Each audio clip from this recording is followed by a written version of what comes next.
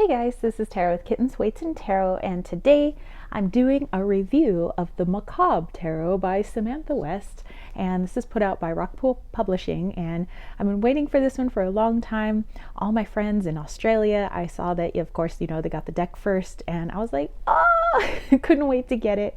So I ended up using a gift card that I got for Christmas to Powell's Books, and I got myself a few goodies over there. So let's go ahead and dive into this.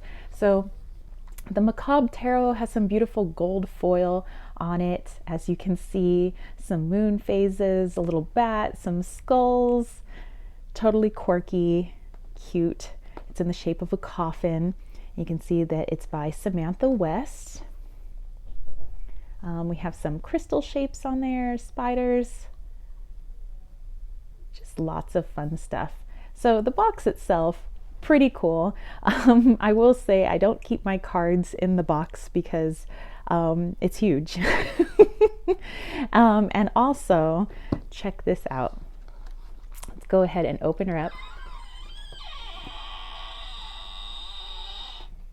That's right. It has a little noisemaker in here, and it's cute, kind of gimmicky, but cute. I get it. Just probably don't want that going off every time when I bust my cards out. So as you can see, I've already taken out my cards. So we'll go ahead and close that creaky coffin that sounds like it needs a little bit of WD-40. And let's go ahead and take a look at the guidebook here. So it's a full color guidebook, very nicely done and very well laid out. In the intro, it talks a little bit about the feeling behind the Macabre Tarot, like kind of what the thought process was. And it was meant to be more of a shadow deck. So a lot of the images in here you're going to see kind of comes from the author's own dealings with her shadows and kind of working through those and using art as a form of expression for that. Okay, in the court cards, you'll see that the page has been changed to the Terror. The knight is the nightmare, kind of a nice play on words. The queen is the haunting, and the king is the massacre. So we have a few card spreads here, and then we go into the cards. So a little bit about the major arcana here, some basics, Rider-Waite-Smith. But even though it's, I guess, sort of kind of going off the Rider-Waite-Smith, it's kind of its own thing, and I think works kind of like, in my own opinion, like a tarot oracle based heavily on your intuition, which I love because I'm an intuitive reader. So as we go through just information like this, by the way, the bones are the wands, and then daggers are your swords, crystals are your pentacles, and then cups are cups. Okay, so at the back here, we have a little bit about the author, in case you're interested in looking up Samantha West and her studio, Marble Moon Studio. Alrighty, so let's go ahead and take a look at the cards. Yes, I'm going to put it back in the creaky coffin. Yes, yes, yes. Yes, we know you're in need of some oil. All right, so I keep it in this cute little pouch that I also received as a gift from my boyfriend's mother for Christmas. So I thought with the gold embroidery and everything would just go really well with this deck. All right, so let's put that off to the side. These cards are your traditional tarot size cards. Let's take a look at the back here. It has a wonderful matte finish, you guys, so that they just shuffle like a dream, and you can see it is reversible for those homies out there that love to read reversals. It also has beautifully gilded edges. Check out that.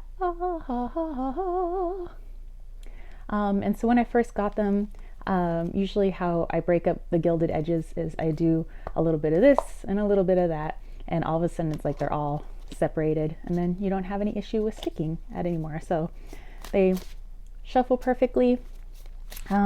I have already used this in a couple of readings. Definitely a shadow deck. I mean, sometimes a creator will say, oh, it's good for working, with these things. And when you get the deck, it's, you know, obviously attuned to your energy. For me, yep, definitely pointing out the shadows. Okay, so let's take a look at that beautiful matte finish that gives it just that nice shuffleability, if that is a word. I would say the cardstock is probably in the 300s. It's nice and stiff, so it's great for riffle shuffling, but I'm a side shuffler, so obviously great for that too. And without further ado, let's check out these cards. Okay, so as you can see, it does have maybe a lack of color, but it's like, you know, like the author said, it's a shadow deck. You know, it's meant for you to have kind of a focus. The focus is here. What is coming up for you when you see this? You know, a lot of really intriguing images because they're really meant to evoke something. So if you're trying to learn a system like Rider-Waite-Smith or Mesa or whatever it is, if let's say you're trying to learn the RWS, this is probably not the deck to learn on, just because it doesn't, like, the images don't really follow the traditional system. But having said that, when I started off in reading tarot, I used playing cards. And then after that, I was like reading with the Osho Zen tarot. So I didn't really have like a traditional start. So you start with whatever deck speaks to you.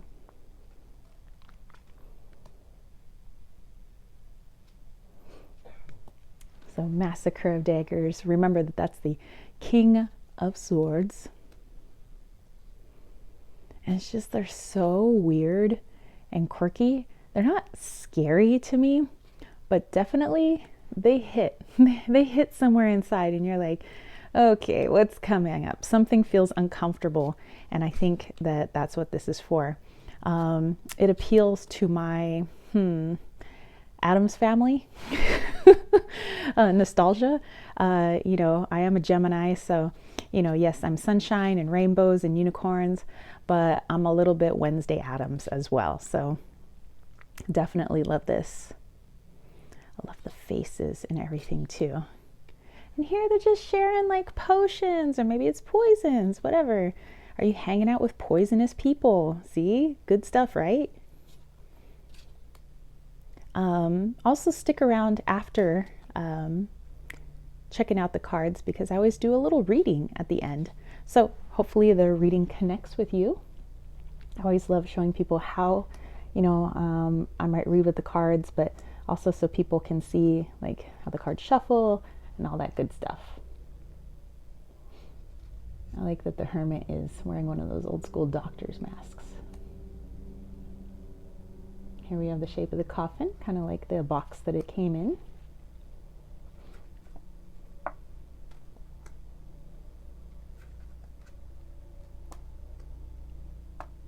So yeah, these are definitely quirky. Also evokes the good stuff. And you'll notice too, some of the cards are dark, some of the cards are light. And also that may bring up something for you. Like the Ace of Bones, the Ace of Wands here. A lot of brightness coming in with that.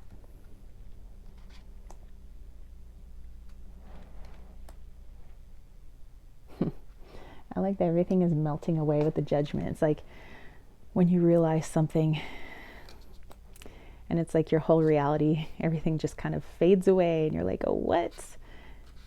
Time to reevaluate my foundation and everything I know.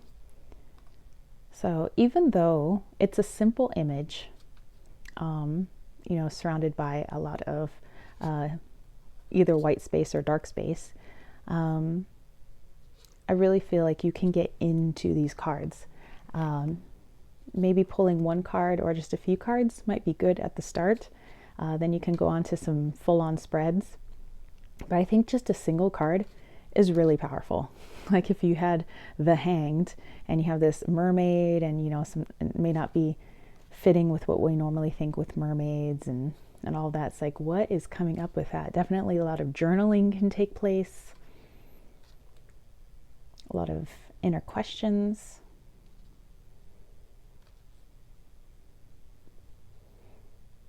The Haunting. So the Queen of Swords.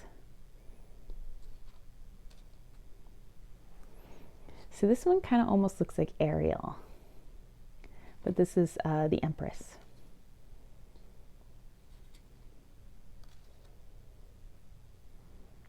And here we have the Emperor. You have the High Priestess.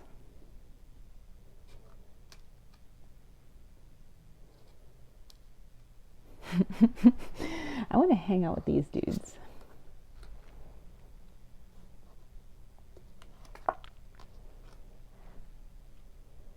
Oh no. Ten of Pentacles, what's going on?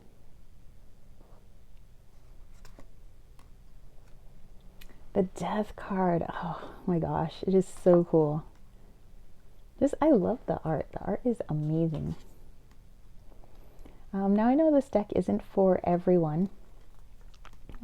James actually, this is not his particular type of deck. He loves lots of color and lots of busyness so that his intuition can take it wherever it needs to go. For me, I can go either way. I can have a super busy deck or a deck that has a singular focus. Two of Daggers is neato. All right, and then we have the Knight of Crystals. All right, so let's go ahead and do a little 3-card reading for you guys. If this connects with you, fantastic. If not, then I hope you just enjoyed looking at this very quirky box, deck, and artwork. So here we go, just filling the internet with lots of varied pieces of art. Oop, that's definitely going to be one. 2, and no whammy, no whammy. Number 3, alrighty. Let's go ahead and put those off to the side. And let's see what we got here. Oops. We have the Macabre of Cups, which is our King of Cups. We have the Terror of Bones, which is your Page of Wands. And then we have the Moon. All right, let's put these up here for you guys. Also, if you get something else out of the reading as well, please feel free to share. You know, coming together for readings, that's always good. All right.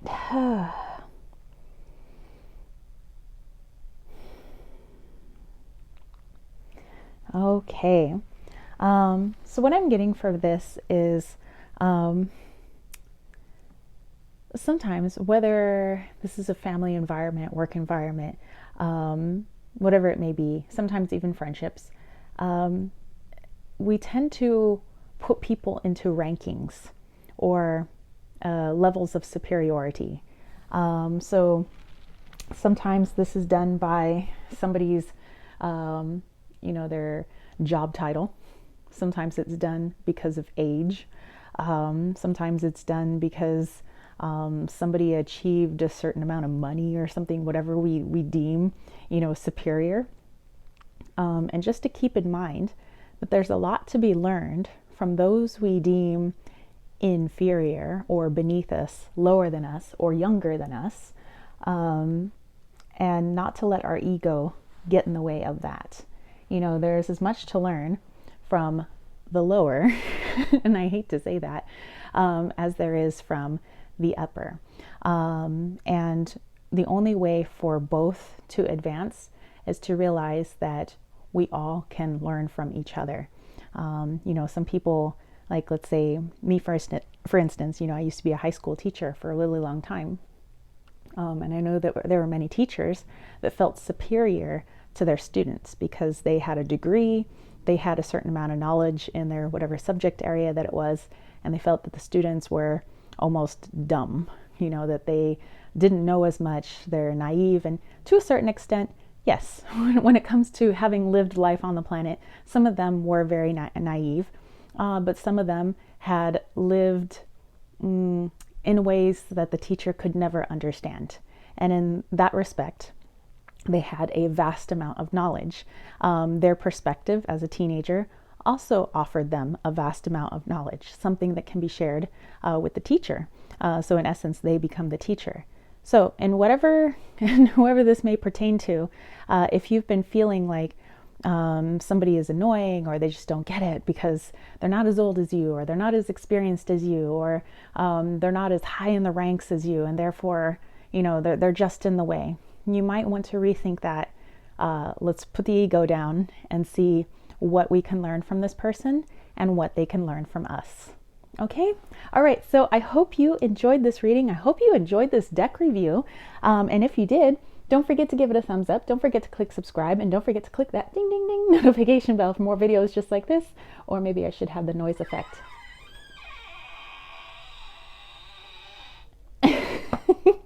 More videos just like this.